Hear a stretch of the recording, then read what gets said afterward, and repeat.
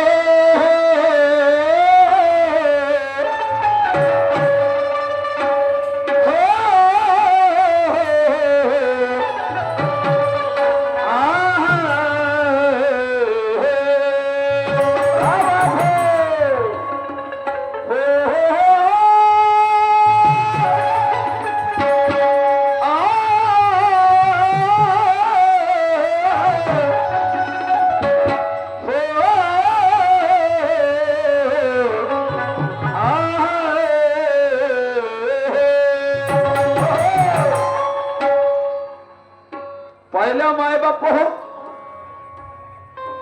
म्हणून म्हणतात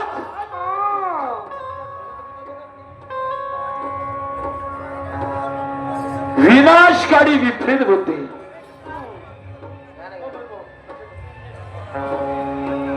विनाशकारी विपरीत बुद्धी जेव्हा अशा बाईच्या अंगात शिरते, विनाशकारी विपरीत बुद्धी जेव्हा अशा बाईच्या अंगात शिरते तेव्हा तिच्या जीवनचक्र ऑटोमॅटिक उलट घडते.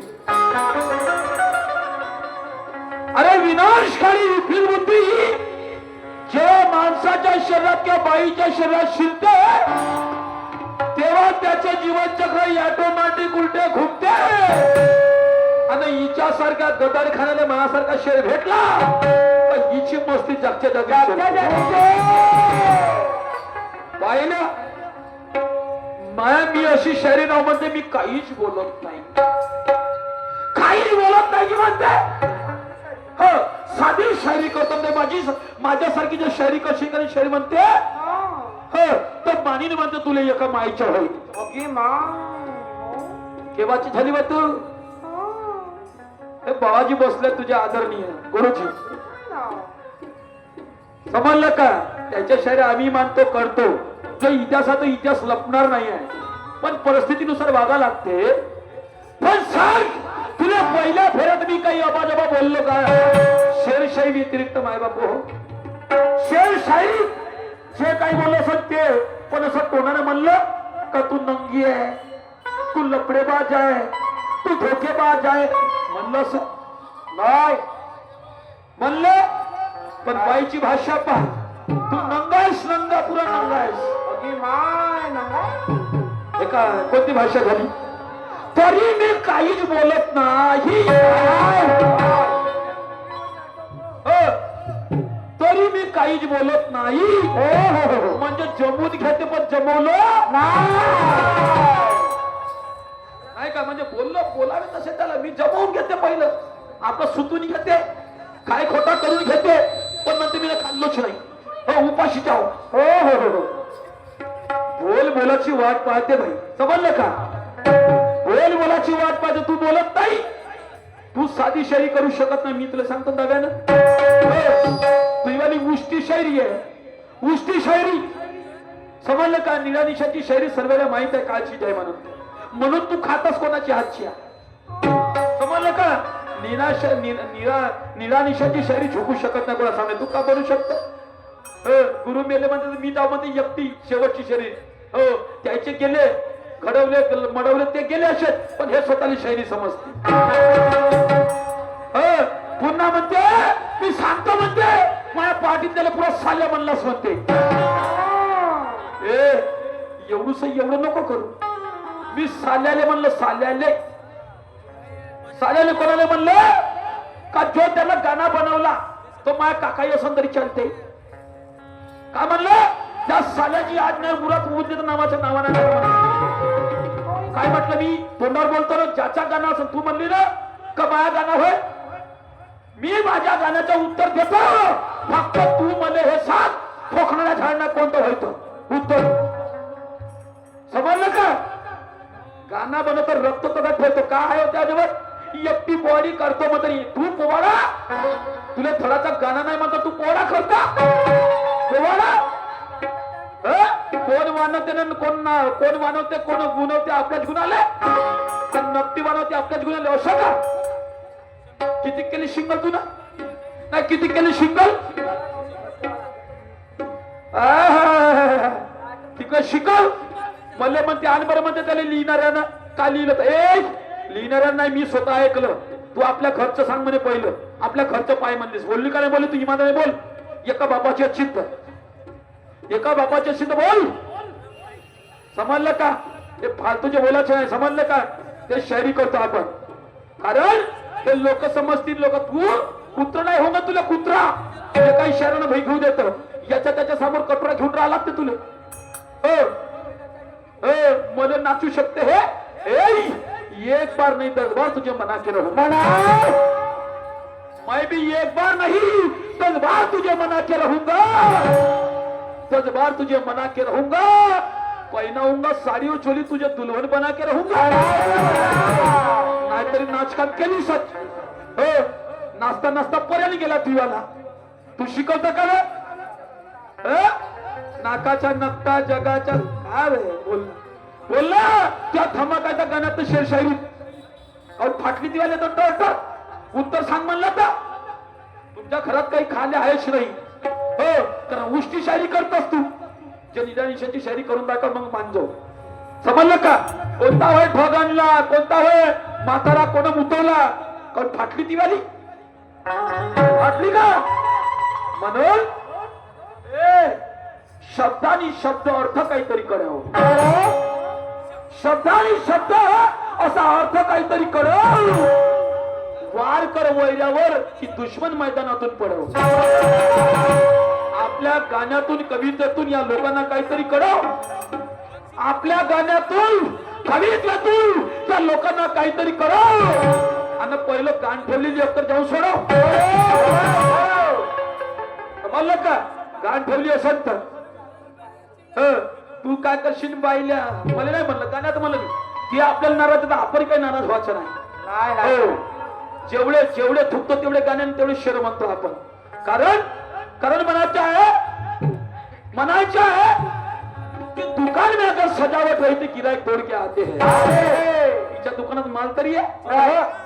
दुकान में अगर सजावट रही तो गिराईक तोड़ के आते हैं. अरे माल लेकर वो खुश होकर जाते हैं.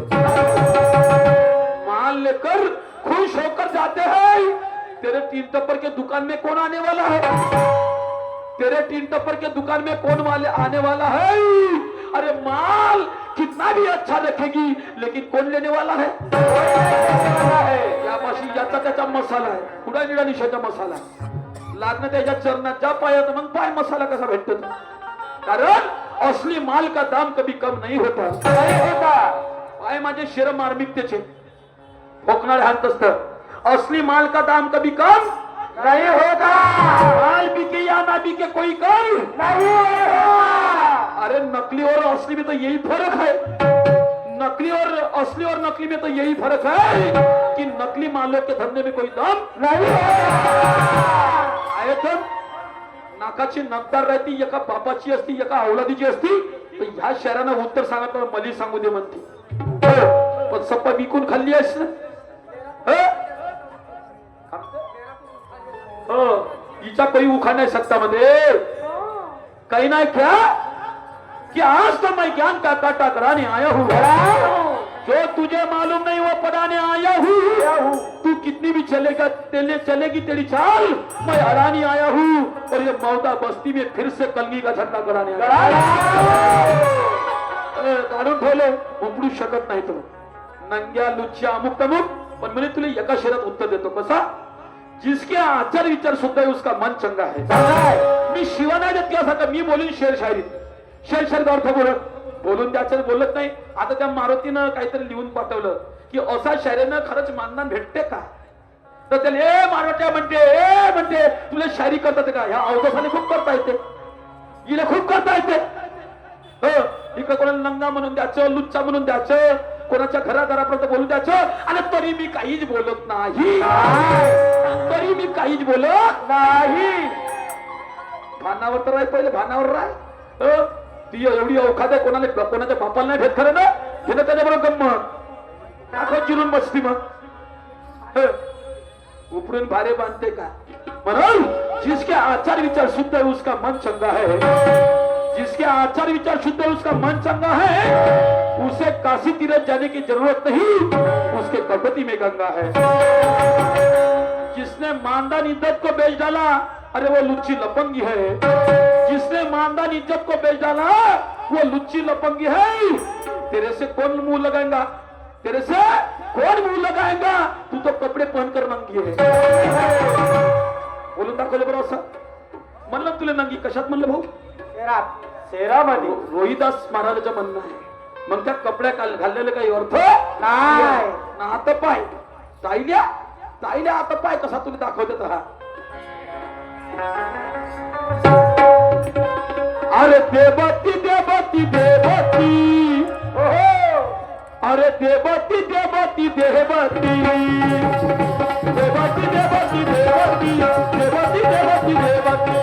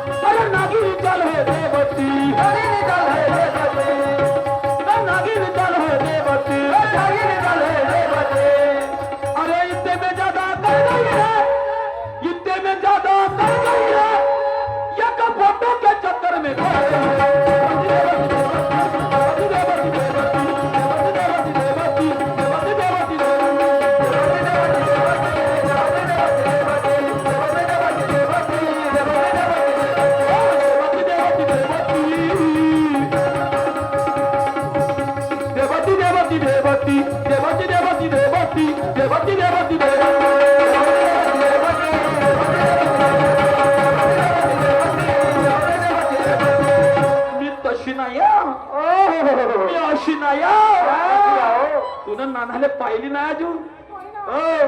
तुला नानाले फक्त चांगलीच पाहिली, वाईट नाही पाहिली. जसा डंक्याच्या चोटवर कोणाला चॅलेंज करतो का नाही, फलकावाची उमेद ठेवतो, लक्षात ठेवतो. फलकावाची एवढ्या मला काही बोलायची गरज नाही. मी साल्याले म्हणलं, समजलं का? साल्याले नाही म्हणलं. आताही म्हणतो त्या साल्याले. ज्यानं गाणं बनवून दिलं असं त्या साल्यानं उत्तर सांगा. समजलं का? त्या गाण्याचं उत्तर सांगा. मी ना जसं सांगत तसं. आता ह्या फोकण्या बंद करा. मग माझा पहिला रावडा तुझं कर्तव्य होतं ना सांगायचं. बाबा तू करतोस खरं ना नाकाची नंतर खपमती म्हणाल. अरे नाही म्हणते, नाही म्हणते, नाही म्हणते, अरे नाही म्हणते साली हे नाही म्हणते, म्हणते नाही म्हणते, नाही म्हणते, नाही म्हणते साली हे नाही म्हणते, साली नाही म्हणते.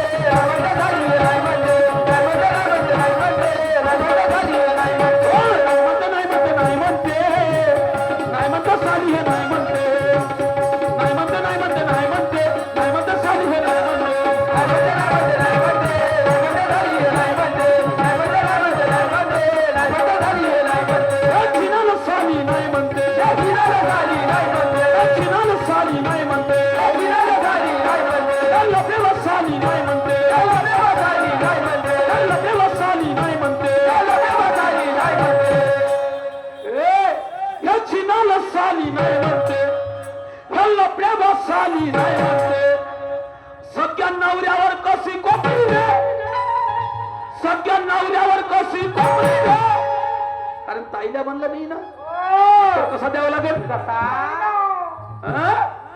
म्हणून तो म्हणते अरे सेब और अंगूर में क्या क्या रखा है जरा केला खा के दे सेब और अंगूर में क्या रखा है जरा केला खा के दे अरे मेरे मर्दांगी पे भरोसा तो जरा आजमा करके दे तो म्हणते कोण कोणाला म्हणते गाण्याचा वाईट बोलणार ना तुझा अर्थ आपल्याकडे जेवढे गाणे तयार करू आपण अर्थाविता गाणं बनवतच नाही हो आपला रेकॉर्ड आहे अर्थ जसा प्रश्न असेल तसा आपण गाणं बनवतो असं पोकर पिकर गाणं बनवत नाही डंकेला छोटं करून म्हणलं का नाही सरळ गाणं सोडून टाकतो त्या तावेचा माणूस आहो मी समजलं का कारण म्हणायचं आहे ये होगी नीले निशान की धुरंधर लेकिन हमें कलगी के सिकंदर हे होगी नीले निशान की धुरंधर लेकिन हमें कलगी के सिकंदर ये पब्लिक करेगी न्याय की सही ज्ञान किसके अंदर ये पब्लिक करेगी न्याय की सही ज्ञान किसके अंदर शायरी संतों का मुड़ पहिया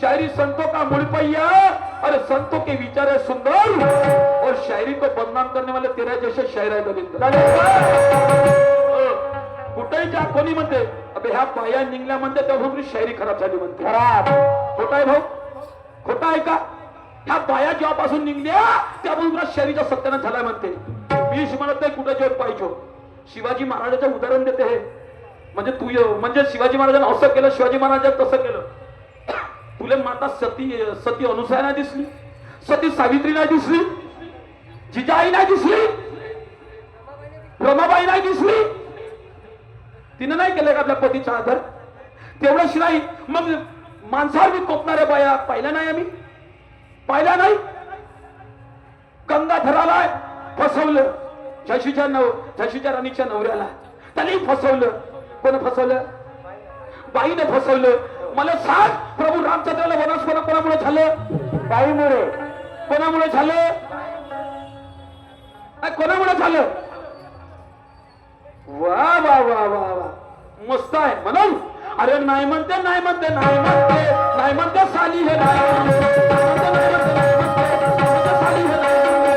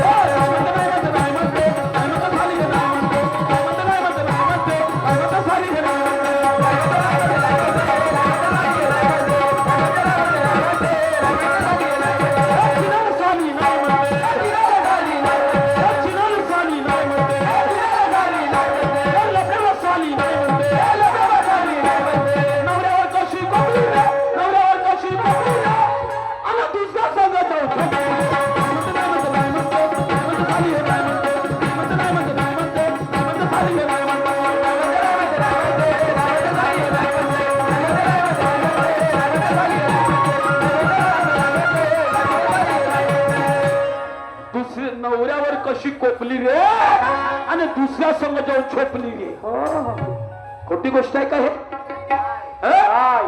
स्वतःचा नवरा सर्व देवाचा गुरु बरोबर आहे. स्वतःचा नवरा स्वतःचा गुरु गुरु आणि हे गुरुवाची बायको कशी पाहिजे? चांगली पाहिजे, विचार चांगले पाहिजे. नाही कशी पाहिजे? तर हे गुरुपुत्र मोहित झाले.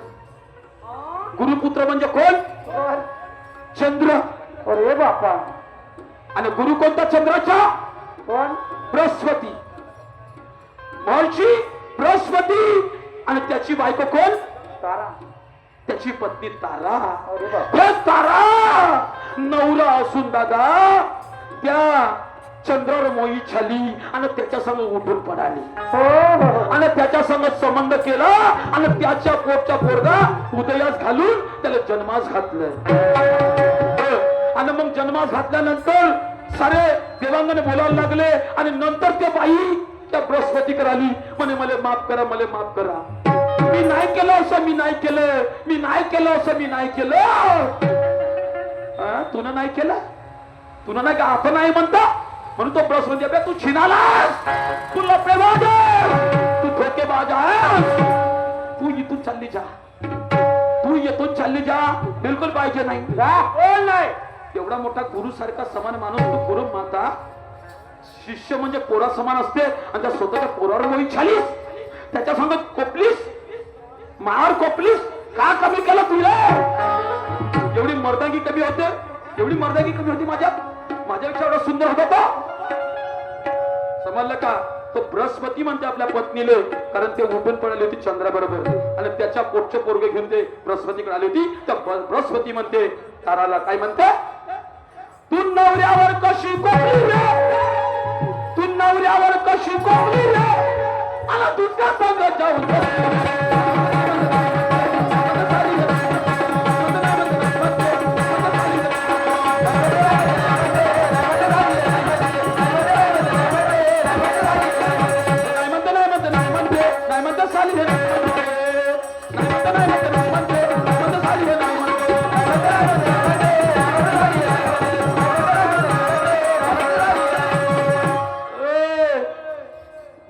से करता हूँ शायरी, शायरी मेरा धंधा है. 10 साल से करता हूँ शायरी, शायरी मेरा धंधा है. और तुम्हारे जैसे का पहिया उखाने वाला अभी तक ये कलगी का ये बंदा है.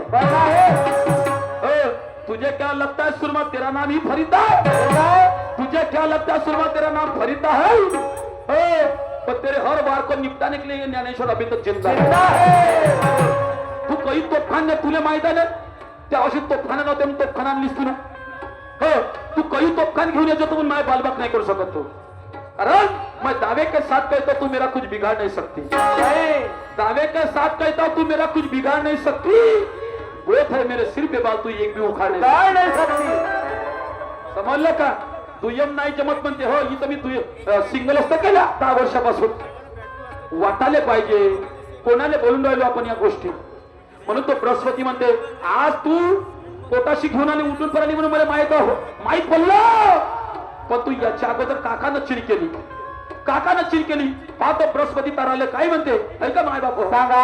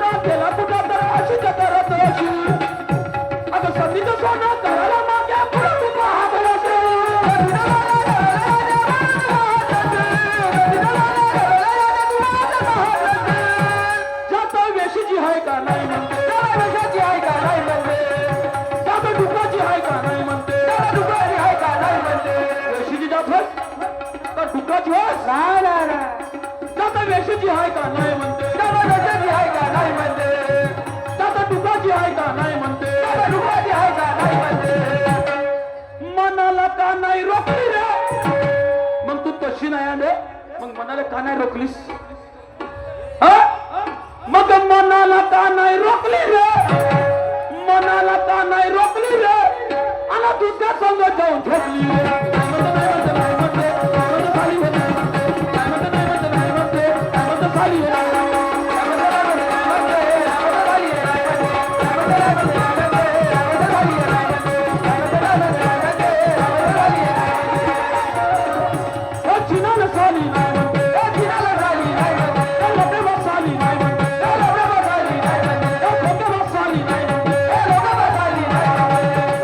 नाही म्हणते, नाही म्हणते, नाही म्हणते, नाही म्हणते, नाही म्हणते, नाही म्हणते, नाही म्हणते, खाली रे.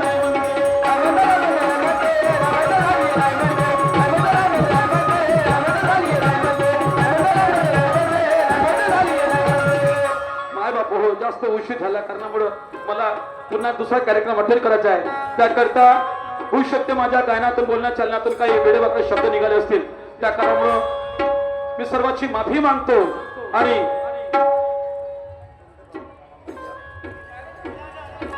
अरे नाही पुढे उभा झाला म्हणजे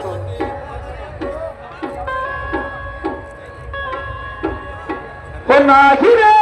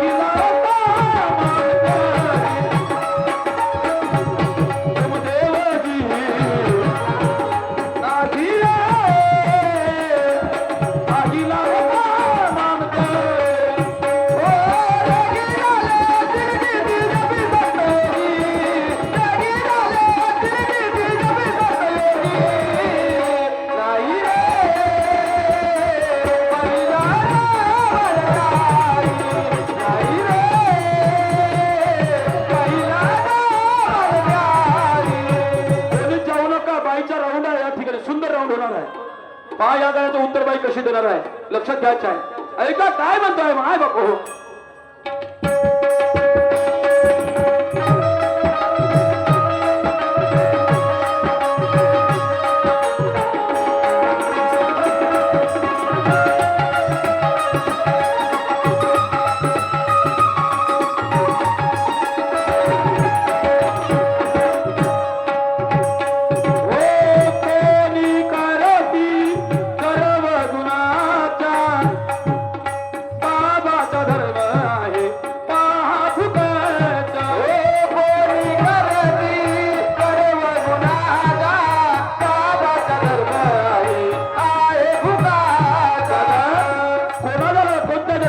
प्राप्त झाल्या तर गर्व करतात, अभिमान करतात, गर्व करतात. पण बाबा जगदेवजी पायी पायी यात्रा केली जातात. पायी पायी यात्रा करून एक एक शब्द घडवले, एका एका दुखिताला सुखी केलं. अरे भटकल्या ना वाट लावला दादा बाबा जगदेवजी. बाबा जगदेव चोरीचे आरोप लावण्यात आले.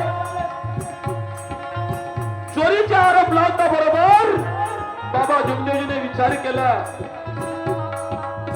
की हे सोनं मला सापडलं, पण कदाचित हे माझ्या जर चोरीचे आरोप लावत असतील तर मनात नाही म्हणत. म्हणून पडलेला सोन्याचा गो त्या शावकाच्या स्वाधीन केला जाता. आणि स्वतः तिथून नोकरी सोडली. परिवार हसायच्या बोलायच्या म्हणून काही काळासाठी काही दिवसासाठी प्रपंच सुद्धा त्यागला. ध्यानास्थ बसले बाबा जीवदेवजी दादा आणि त्या परमेश्वराची प्राप्ती केली. सत्य मर्यादा प्रेमाने, तत्व शब्द नियमाने दादा. आणि म्हणून म्हणतात ना, जयांगी मोठेपणा यातना कठीण. प्रपंचातून भाऊ असल्या कारणामुळे लोक बोलायचे, पण बाबा जुमदेवजीनं कोणाला त्रास दिला नाही, कोणाला त्रास दिला नाही. 7 दिवसात 21 हवन कार्य घडवले दादा. आणि म्हणून आज वाल्याचा वाल्मिक म्हणतात, वाल्याचा वाल्मिक झाला तर त्या या कलियुगाच्या पाठीवर बाबा जुमदेवजी, बाबा जुमदेवजी म्हणून म्हणायचे आहे.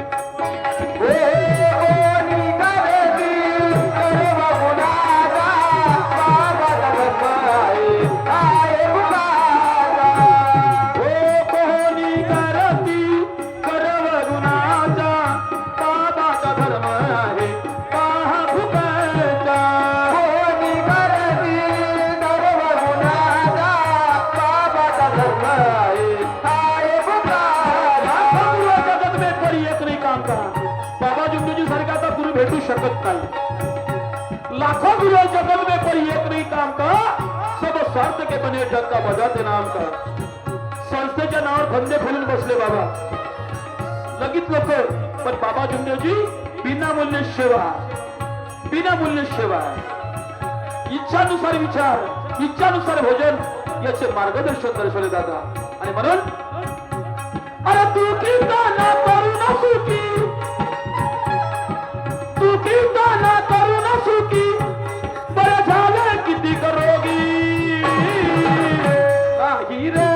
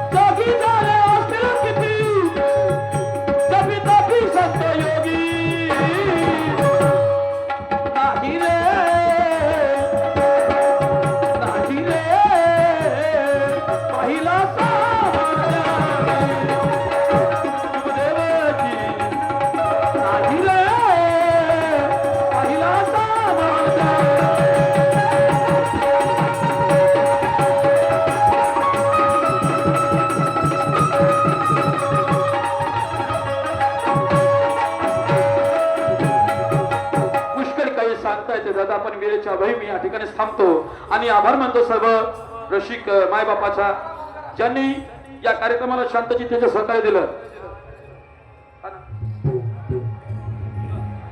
दीपक दादा वैद्य, बाबा सेवक यांच्यावर माझ्या पाठीला 100 रुपये पाठीवर धन्यवाद.